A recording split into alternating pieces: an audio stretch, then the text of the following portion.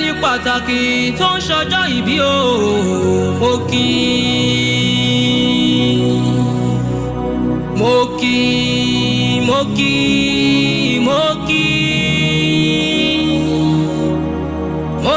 ní pàtàkì tó ń ṣọjọ́ ìbí o mo kí ẹ wá bá mi kẹ́ni bí ẹni èèyàn bí èèyàn ẹ wá bá mi kí bàbá tó mọ yìn ọmọ o ọkọ tó mọ yìn aya Alhaji Adejumon ni mò ń kí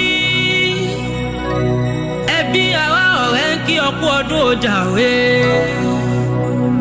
olórí láàfin Alhaji Adejumon Adéjọkẹ́ ń kí ọ gbajúgbajà onírẹsì lódò ẹ̀wọ̀n gbogbo àwọn ọmọ tọ́lọ́run fún ọ lókè ọkú ọdún èyí pé ọkú ọdún èyí o àṣeyí ṣàmọ́dún o alọ́lọ́run ló ṣèyí o ọlọ́run ló ṣèyí ènìyàn kọ́ ló ní kó máa bẹ ni mo fi pé èyí ò ní jáṣe mọ́ èyí ò ní jáṣe mọ́ láṣẹ lédùà ọba tó láyé èyí ò ní jáṣe mọ́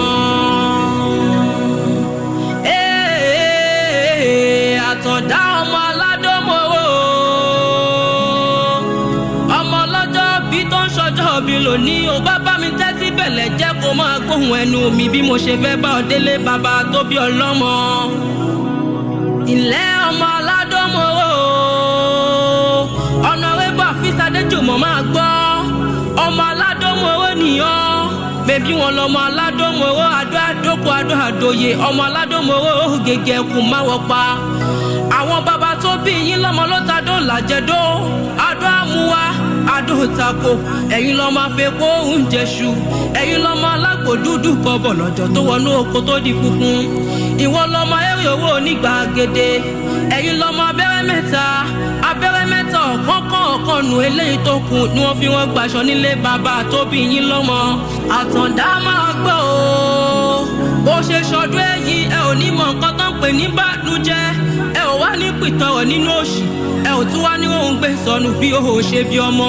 mo níwájú lọ́pàá ibi tí wé sí iwájú lẹ́ ó máa lọ ọ̀làrẹ̀ iwájú lẹ́ ó máa jẹ́ ẹ ò ní dọ́là ẹ̀yìn láyé ẹni bá ní ẹkú kú òjijì ní aṣáájú yín kọjú lọ sọ́wọ́n alákejì happy birthday to you tó bá níta ni akéwì yìí ẹ sọ fún ọ pé ẹ̀rí olúwa màmá ni èmi lọmọ onílé ọyẹ́ ọmọ ayétẹ odò ọmọ sáwọ gbẹ̀gí àrójòjòyè ọmọ adélé ọlá tèjìtèjì.